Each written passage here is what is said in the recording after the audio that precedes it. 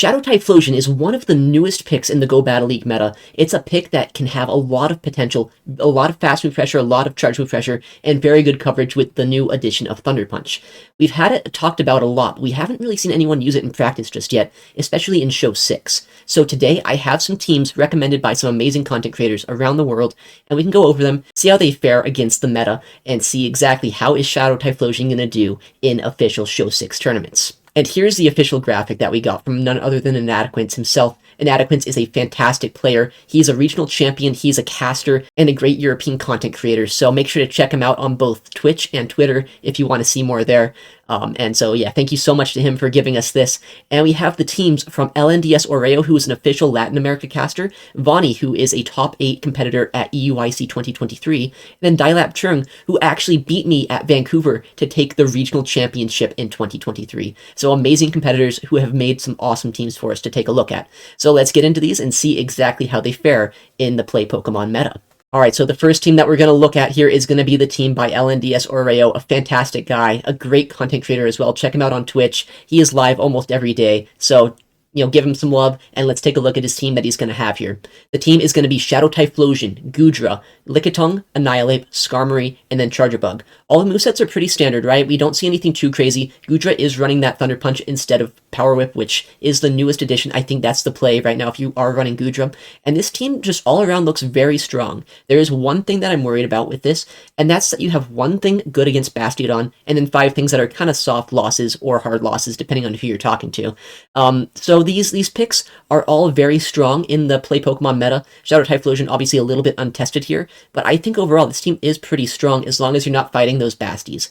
With that said, Basti is a bit more common nowadays in the Play Pokemon meta. Some people have been top cutting with it. People like Caleb Pang has been able to show it off so well, get second place many times with it. It hasn't yet won a tournament, but it's just in due time, right? If people keep building teams weak to it, maybe one day it will. So keep that in mind if you want to rock this team.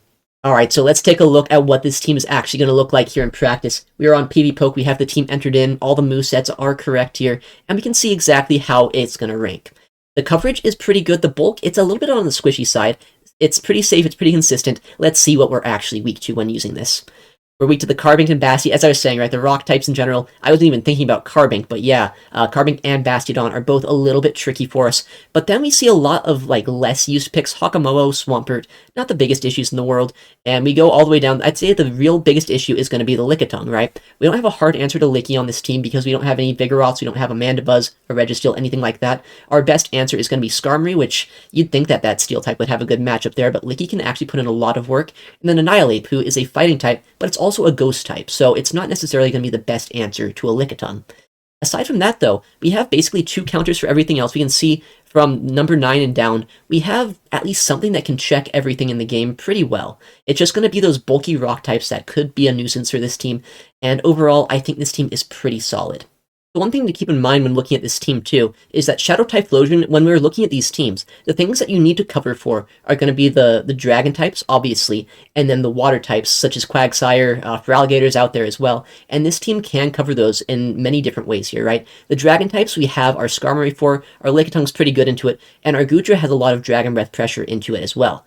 And then the water types, this team has a little bit less coverage for the other water types. We have a couple weaknesses to things like Whiscash or Quagsire, not just the Typhlosion, but with our Charjabug and our Skarmory. But we have Goodra and we have Lickitung that can both deal with those. So it seems like Typhlosion Goodra is actually probably a pretty decent core to use. It can cover it fairly well against most common threats, but if we do see those mud boys, we will want to keep that in mind to maybe not pair the things with Typhlosion and Charjabug together, or Typhlosion and Skarmory, unless they're in an ABB line where those shared weaknesses are in the back line. Another thing that didn't really stand out when we were looking at the strict ratings on this team is I think opposing Annihilate that is, could be a little bit tricky for this team comp. We don't have Amandabuzz, we don't have a Gligar or anything like that. Our best answer to Annihilate would be something like Charjabug, maybe like Typhlosion and Goodra if you have a lot of shields, but Annihilate up energy can be very tricky for this team. So if you see an opposing Annihilate or an opposing Bastiodon, you can probably guarantee that they're coming against this and that you're going to have to prepare. Alright, so again, thank you so much to LNDS Oro for giving us this team. It's a very interesting one. I know Shadow Typhlosion can be kind of hard to pair things with, especially with things that can beat Bastiodon, but I really like the team there. It's an interesting lineup, and it's a great glimpse at what Typhlosion teams might look like here in the future. Up next, we're going to see the team from Vonnie. He was a top 8 competitor at 2023's EUIC, the European International Championship. So he is a veteran team builder. He knows exactly how to build a team here in the Play Pokemon meta. So let's take a look at what he's recommending for us. Here we can see the Shadow Typhlosion is going to be paired with the Shadow Abomasnow, the Azumarill, the Annihilate, Lickitung, and then Clodsire. So this team does have a little bit more when it comes to rock type coverage, right? Clodsire and Annihilate both can beat basically any rock types that you're going to see, and Azumarill as well is pretty strong into things like Carbink. So this team does, on paper here, seem a little bit more well-rounded into some of those bulkier Pokemon like that. Shadow Typhlosion also is interesting because it is paired with the Shadow Abomasnow here. We were talking about how dragons and water types were probably some of the worst things for it to see, and Abomasnow covers those weaknesses pretty well here, right? You can beat Whiscash, you can beat Clodsire, you can beat things like Goodra, Altaria, all of those that, you wouldn't want to see on Shadow Typhlosion. You can beat them with Shadow Abomasnow. So it might be a bit of a squishy duo, but those two actually seem to pair together pretty well. I kind of like this pick. And then we also have our Azumarill to fend off the dragons, and also to have a lot of play into those mud boys, the Pokemon like the Whiscashes and the Quagsires. So this team has a lot of interesting cores that we didn't see on the last lineup here that I think could really pair together well. We also see that Clodsire. I did a video on this just the other day. Clodsire is a very bulky pick in the Go Battle League, and in Show 6, when you can choose when to bring it, I think it can be a very strong pick, right? In the Open Great League, you have to watch out for the things like the Whiscashes, the Glygars, and obviously the Skarmories, and then all the other Pokemon that are just kind of good into it that can outpace it. But here in Show 6, you can choose tactically, when do you want to bring the Clodsire? Do you want to bring it into this matchup at all? Is it not even going to be usable? Or is it going to be your MVP? So Clodsire in something like Show 6 is great bench pressure if you can't use it, and it's just a great Pokemon if you can. So let's take a look at how this team is going to look in practice here on PvPoke. I have the team entered in, and let's see what it says about it. Alright, so this team has very good all-around stats here. Good coverage, good bulk, good safety, good consistency. So all around, I think this team does look very promising here. You can see what the top weaknesses are. Again, Lickitung is kind of at the top. That's because, as I said earlier, our best answer to that normal type Pokemon is going to be our fighting type, and our fighting type is part ghost type, which Lickitung normally has good matchups to. The one problem with Lickitung into Annihilate is that you always have to play those bait games. Are they going to body slam you? Are they going to power whip you? If you can call those properly, then Annihilate is a fantastic matchup into Lickitung, but if you don't call those quite as well, it can be a bit annoying. Another pick here that isn't as high up as I would probably have it on my own personal radar would be the Feraligatr. It is sitting down here at number 8 on the threat radar, but I would be a little bit more scared than that. Shadow Typhlosion, Shadow Abomasnow both don't have amazing matchups, but they do have some play into it. Azumarill is a very similar matchup there, same with Annihilate, but Clodsire is a pretty decent loss into that matchup, and Lickitung is our one true check here to Feraligatr. So if you see that, I think Feraligatr or Lickitung would probably come against you every game. Feraligatr might not be the most common Pokemon right now, but I think after it won NAIC, there's a good chance we're going to see a lot more here, especially at Worlds or at upcoming Play Pokemon events for locals near you. Again, we see the Bastiodon also a little bit high up here. It's at number 9. We do have 2 hard answers for it, but it has 4 targets. You'd think that Azu would be a good answer into the Bastiodon because we have that water typing, but Basti resists the moveset from this particular spread. We're not running Hydro Pump, right? We're running Ice Beam and Play Rough instead, which means that we don't have any sort of charge move pressure. It's all fast move pressure, and Bastiodon can generally outbulk Azu in that matchup. So if we see a Bastiodon, there's a good chance it's coming against us. Against any lineup that you'd run, there's a high chance it could RPS one of your 3 Pokemon. But aside from those matchups here, I'm looking around, and I say this team is actually pretty well covered, right? We don't have any glaring weaknesses. Honestly, even the weaknesses that I described, we have a lot of play into. So Shadow Typhlosion on this team, it does feel pretty safe. I think in total, Shadow Typhlosion is a little bit tricky to pair Pokemon with, but I love the Shadow Abomasnow pick. I love the Azumarill pick as well. Very creative choices here to pair with the Shadow Typhlosion. I hope that we're going to see teams like this in the future. It's a very, very fun-looking lineup, and if I face a team like this at Worlds, I would be a little bit scared.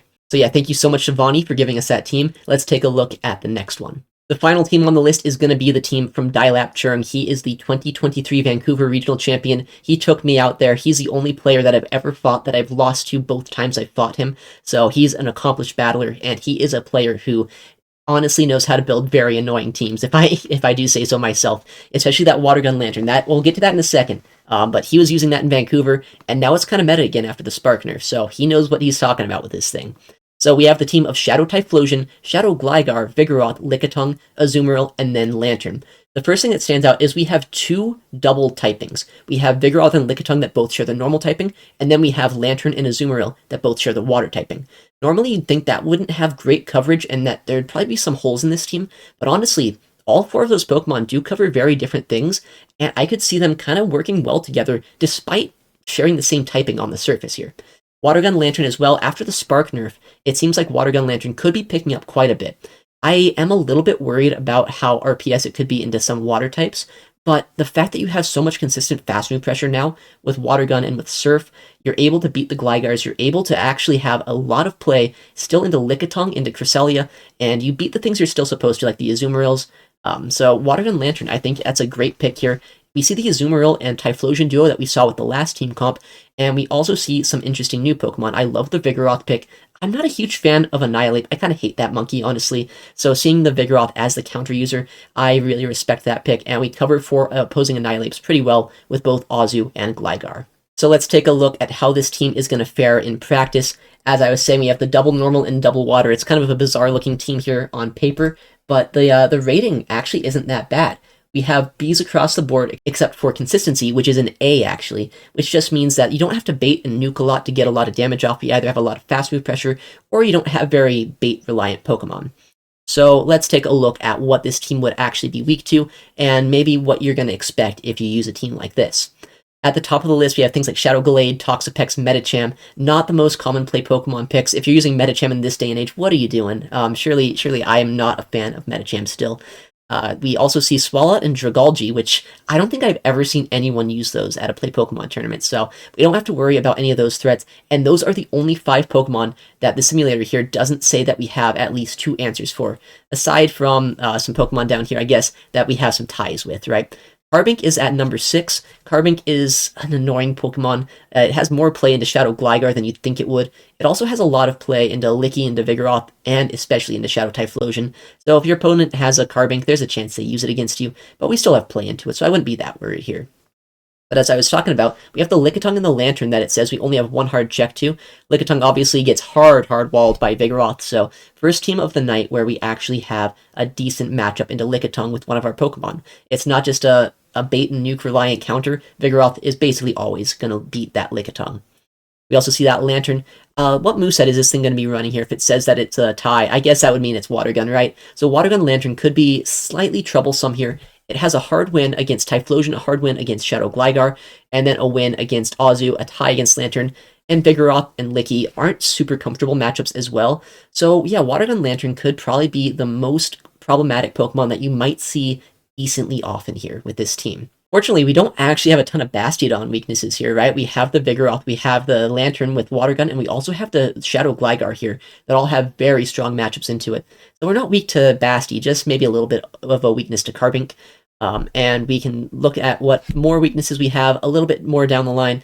Nothing too scary, right? I think the Dragonairs aren't super common right now, but they are around. That mainly means that we're weak a little bit to Dragon Breath just in general here. We only have the Azu that is a true Dragon counter. Everything else is kind of neutral or kind of a soft loss into it. So yeah, I could see things like Goodra, like Dragonair, like Altaria, maybe being a bit annoying for this team to try to take out, but it's not going to have like a potential sweep against us, right? We have some coverage, and Azu is going to be a hard wall to the Dragons if we happen to see one. So yeah, overall, all of this team on paper looks a little bit bizarre, having a lot of double typings on it. I think this team is almost the most well-rounded team that we've reviewed today. So big shout out once again to Dilap for this team. Thank you so much to our 3 trainers and again to Inadequance for providing us with these teams. Alright everyone, this has been a lot of fun. I always love going over these teams. Even if Show 6 isn't happening right now, locals are starting up once again in July. If you want to start working on your next season's Worlds invite, you can start in July. Get your points early, make sure you can get that invite secured, and then hopefully I'll see you at Worlds next year. It'll be a lot of fun. Thank you so much for watching. I stream Pokemon Go PvP almost every day at twitch.tv/itsaxon if you want to see Pokemon Go PvP live. I also am going to be posting a lot more videos here on the channel, so I'd really appreciate it if you subscribed if you want to stick around and see more. Thanks again. I'll see you in the next one, and goodbye.